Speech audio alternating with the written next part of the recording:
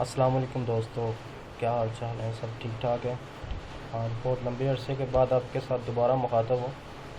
कुछ मसरूफियत की वजह से टाइम नहीं दे पाया, तो इंशाल्लाह अब दोबारा फिर हम स्टार्ट करने चाह रहे हैं। आप लोगों के लाइक कमेंट्स का बहुत शुक्रिया। तो कुछ लोगों ने टेक्निकल सवालात मुझसे पूछे थे, तो इंशाल्लाह कोशिश करूँगा कि इस वीडियो में जो है वो अपने तमाम टेक्निकल सवालात जो आप लोगों ने पूछे हैं उन सब के मैं जवाब दूँ। तो आइए स्टार्ट करते हैं जी पार्ट नंबर 7 को हम। तो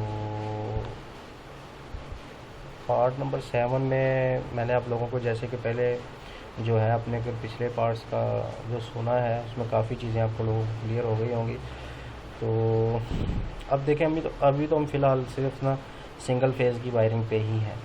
तो अगर सिंगल फेज़ आप अच्छी तरह सीख जाते हैं तो 3 फेज़ भी आप बहुत जल्दी इंशाल्लाह सीख जाएंगे। तो स्टार्ट करते हैं जी कि हम अगर एक छोटा सा सिस्टम लगाना है तो वो घर के अंदर कैसे लगाएंगे। ठीक है जी। तो आपने देखा होगा कि हमारे घर में जो है वो पावर आती है एक मीटर से। ठीक है, वापटा हमें एक मीटर देती है, तो वो मीटर से जो है वापटा मीटर में पावर देती है और मीटर से पावर जो है हमें आती है। उस मीटर को एनर्जी मीटर बोलते हैं और जितनी पावर हम अंदर यूज़ कर रहे होते हैं उस हिसाब से वो हमें बिल भेज रहे होते हैं। अच्छा, उसके अंदर से ना जो सिंगल फेज मीटर होता है ना, उसके अंदर में 4 वायर होती हैं, 2 इन हो रही होती हैं, 2 आउट हो रही होती हैं। जो आउट हो रही होती हैं वो हमारे घर में आ रही होती हैं। अच्छा, बेसिकली वो आउट हो के हमारे घर में कहाँ पे आती हैं वो मैं आपको बताता हूँ कि वो हमारे घर में कैसे और किस तरह जो है हमारे घर में आएंगे। अच्छा, ये मैंने थोड़ा सा इसमें उल्टा कर दिया है। आपका जो रेड थी वो राइट साइड पे आनी थी और ब्लैक जो थी वो लेफ़्ट साइड पे आनी थी। तो चले, मैं ये तो समझाने के लिए आपको बता रहा हूँ, लेकिन आपने स्टैंडर्ड्स जो हैं वो लाजमी फॉलो करने हैं। ब्रेकर्स के ऊपर आपने अगर देखेंगे तो उसके ऊपर लाइन और न्यूट्रल का लिखा होगा एल एंड एन। तो लाइन बेसिकली हमारी रेड होती है और ब्लैक हमारी जो है वो हमारी न्यूट्रल होती है। तो स्टार्ट करते हैं जी। 2 वायर जो हैं वो हमारी आ गई हैं और मैंने तमाम चीज़ों की जो है वो पिक्चर्स लगाई हैं कि ताकि आप लोग आसानी से इस चीज़ को समझ सकें। अब ये देखने दे 2 वायर जो हैं ये आप कंसीडर करें कि हमारे मीटर में जो हैं वो मीटर में से आ रही हैं हमारे ब्रेकर के अंदर। घर के अंदर ब्रेकर लगा हुआ है, डीपी के अंदर आपने अक्सर देखा होगा ब्रेकर लगा होता है। तो पाकिस्तान में तो नॉर्मली हम ये ऐसे ब्रेकर नहीं लगाते, 2-2 जो लगाए हुए हैं। तो आम घरों के अंदर जी इस तरह का नहीं सिस्टम करते। अभी थोड़ा सा जो थोड़ा लोग जो पढ़ लिख के आए हैं और डीए वगैरह के लोग जो हैं वो वायरिंग के अंदर इन्वॉल्व हुए हैं, तो वो लोग इस तरह की चीज़ें जो हैं वो मुतारफ़ करवा रहे हैं। अदरवाइज़ पहले जो इलेक्ट्रिशियन थे उनको नहीं पता होता कि वो क्या कर रहे हैं क्या नहीं कर रहे। वो जस्ट उनको यही पता है कि ये सिर्फ करंट को कंट्रोल करने के लिए हम ये वाले ब्रेकर इस्तेमाल करते हैं। तो मैं इंशाल्लाह आपको ये भी बताऊंगा कि ये ब्रेकर क्यों इस्तेमाल किए जाते हैं और इनके क्या फ़ायदे हैं। तो ये पहला हमारा ब्रेकर है एमसीबी ब्रेकर। ठीक है जी। तो इसको हम बोल देते हैं कि सर्किट ब्रेकर भी है हमारा। ठीक है जी। अच्छा, इसका क्या फ़ायदा होता है कि जैसे ही आपका कहीं से सर्किट शॉर्ट हो जाता है, तो सर्किट शॉर्ट हो जाता है। सर्किट शॉर्ट का मतलब क्या है कि कहीं से न्यूट्रल और फेज़ वायर जो है आपकी आपस में मिल जाती हैं, वो शॉर्ट हो जाती हैं। तो क्या होता है कि ये ब्रेकर जब 2 तारें आपस में शॉर्ट होती हैं तो उसमें करंट जो है वो मैक्सिमम बह जाता है। तो इसके ऊपर अगर आप गौर करेंगे तो लिखा होता है कि ये इतनी पावर का ब्रेकर है। जैसे कि ये 60 एम्पेयर का है, ये 100 एम्पेयर का है।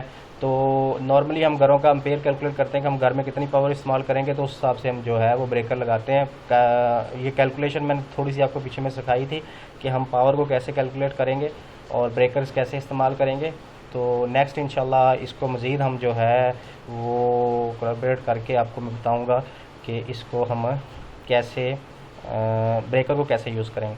तो फ़िलहाल आप इतनी चीज़ पे रहें कि जी करंट जो है वो जो ब्रेकर हमने लगाया है अगर उससे ज़्यादा गुजरेगा, क्योंकि जब वायर शॉर्ट होती है तो करंट मैक्सिमम पास होता है। जब मैक्सिमम पास होता है तो ये ऑटोमेटिकली ब्रेकर जो है वो डाउन आ जाता है। अभी भी ये पोजीशन डाउन के अंदर है। तो जैसे ही पावर ज़्यादा इसमें शॉर्ट होगी तो ये ऑटोमेटिकली डाउन हो जाएगा।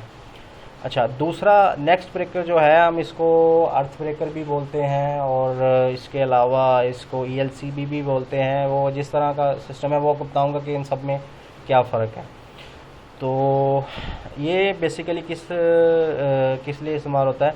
ये दरअसल अर्थ को कंट्रोल करने के लिए इस्तेमाल होता है कि अक्सर जो है करंट जो है वो लग जाता है, अर्थ की लीकेज जो होती है उसको ये कंट्रोल करता है। मतलब इसके अंदर लिखा होता है कि 0.3 डेल्टा की जो लीकेज है वो जैसे ही होगी तो वो ये जो ब्रेकर है ये डाउन हो जाएगा। तो लीकेज का मतलब क्या है? बेसिकली ये हमें बचाता है करंट से।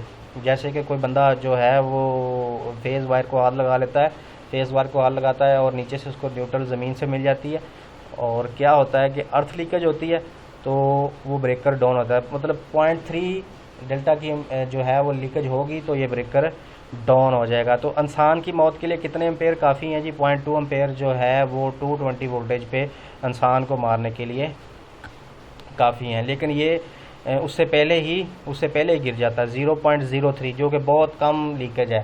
तो ये लीकेज और भी सूरतों में हो सकती है, जैसे कि आपके घर की दीवारें जो हैं उनमें वो सैलाब आ गया है, उनमें जो है नमी आ गई है और करंट दीवार के अंदर चला गया, तो ये फिर भी जो है ये ब्रेकर ट्रिप करना शुरू कर देगा।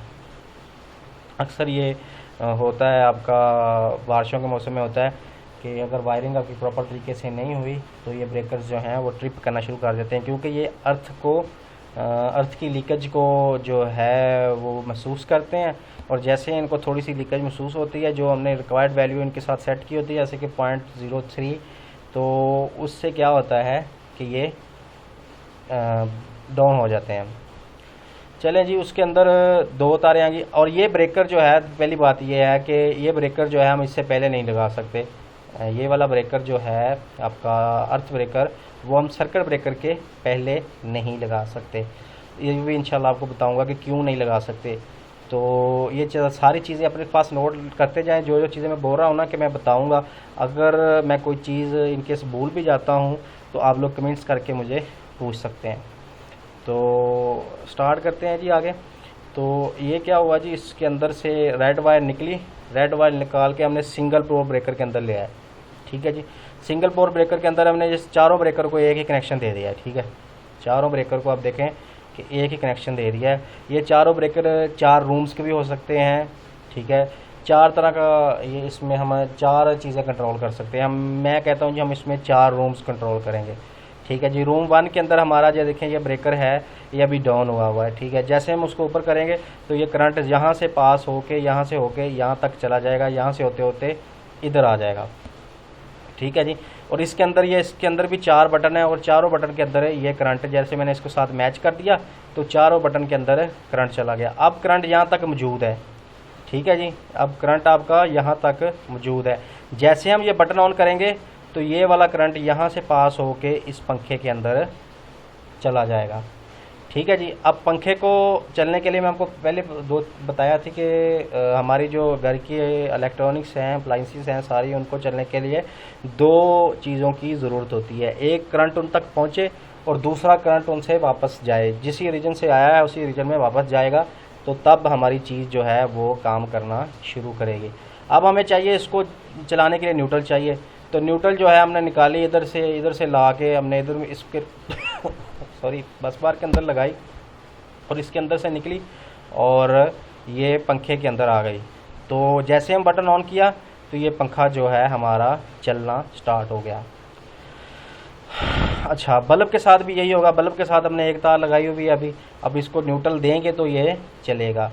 तो न्यूट्रल आप कहीं से भी, रूम की आप वायरिंग कर रहे हैं तो न्यूट्रल आप कहीं से भी पकड़ के उसका जॉइंट साथ में लगा सकते हैं। तो मैं इंशाल्लाह आपको जॉइंट करने का तरीका भी बताऊंगा कि जॉइंट कैसे करना है। वो देसी तरीके से जॉइंट नहीं हम करेंगे, जैसे कि स्टैंडर्डाइज हम जॉइंट इंशाल्लाह करेंगे। और दूसरा आपको ये बताऊंगा कि कितने लोड पर आप एक न्यूट्रल के साथ जॉइंट कर सकते हैं। ये बहुत ज़रूरी चीज़ है इंशाल्लाह, ये भी आपको बताऊंगा। ये इसकी अवेयरनेस ना होने की वजह से ना हमारे घरों में शॉर्ट सर्किट होते हैं और आग वगैरह का ख़दशा रहता है। तो इसको आगे हम लेके चलते हैं जी कि ये बल्ब जो है इसके साथ भी हम अगर न्यूट्रल लगाएंगे तो ये रोशन हो जाएगा। अच्छा, अब इस यहाँ पे आ जाता है एक क्वेश्चन आपका। एक भाई ने मुझसे क्वेश्चन पूछा था, उसने बोला कि मैं जब बल्ब को ऑफ भी कर देता हूँ तो वो ब्लिंक कर रहा होता है, थोड़ा थोड़ा जल रहा होता है, उसकी वजह क्या है? उसकी वजह जो है, एक दो वजह हो सकती हैं। एक तो उसका कैपेसिटर जो है ना, वो बल्ब के अंदर जो है ना, वो चार्ज ही रहता है।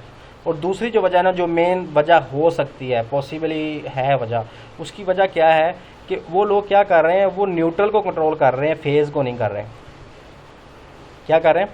न्यूट्रल को कंट्रोल कर रहे हैं, फेज़ को कंट्रोल नहीं कर रहे। मतलब ये देखें, मैंने इधर से न्यूट्रल लगाई, ठीक है जी, इधर से निकली और यहाँ तक ये न्यूट्रल कंट्रोल है, उसके आगे ये बाद में निकली और ये ऐसे ऐसे ऐसे ऐसे, इधर में कहीं पे कंट्रोल नहीं है, ठीक है जी, इसको मैंने लगा दिया है। और फेज़ मैंने इधर से भी कंट्रोल की, इधर से भी कंट्रोल की, इधर से भी ला गई, क्योंकि फेज़ ही हर चीज़ है ना। इसको हम आग लगाएंगे, फेज़ और न्यूट्रल हमें ज़मीन से मिलेगा तो हम मर जाएंगे। तो ये इधर से हमने फेज़ इसको कंट्रोल की करके हमने इसको लगा दी। लेकिन वो आदमी क्या कर रहा है, वो उसने क्या किया होगा कि उसने ये किया होगा कि ये वाली वायर जो है आपकी न्यूट्रल जो है, इसको कंट्रोल करके ले आया है इसके बीच के अंदर से, बटन के अंदर से, ठीक है जी, बटन के अंदर से न्यूट्रल को कंट्रोल करके ले आया है। वो जैसे ही बटन को ऑफ़ करता है ना, तो न्यूट्रल उसकी बंद हो जाती है। न्यूट्रल उसकी जो है, लेट से अब फ़र्ज़ करें कि ये वाली न्यूट्रल है, ठीक है जी, उसकी न्यूट्रल बंद हो जाती है। ये पंखे को ले लें या बल्ब को ले लें, एक ही बात है। उसकी जो न्यूट्रल है, ये वाली आप समझ लें न्यूट्रल है, उसकी न्यूट्रल जो है वो बंद हो जाती है। लेकिन ये फेज़ जो है उसका, ये जो काले रंग का भी मैं कर रहा हूँ, ये इसको फेज़ समझ लें आप अभी, कि ये फेज़ जो है वो उसका बंद नहीं होता। तो इस वजह से क्या होता है कि उसमें ब्लिंकिंग जो है, उसको थोड़ा बहुत न्यूट्रल मिलता रहता है इधर उधर से, तो वो क्या करता है, थोड़ी थोड़ी ब्लिंकिंग करता रहता है। ये इसकी मेन वजह होती है। तो ये बहुत ज़्यादा ख़तरा है जी, इसमें आप कंट्रोल नहीं करेंगे तो ये दूसरी अप्लाइंसेस में, और भी ऐसी अप्लाइंसेस हैं जिनमें ये आपके लिए प्रॉब्लम खड़ी कर सकता है। तो उम्मीद करता हूँ कि इंशाल्लाह आपकी वीडियो, आज की वीडियो में आपको काफ़ी कुछ समझ आया होगा। तो नेक्स्ट मैं इंशाल्लाह इसको मज़ीद जस्टिफाई करूँगा, और तब तक के लिए अल्लाह हाफ़िज़।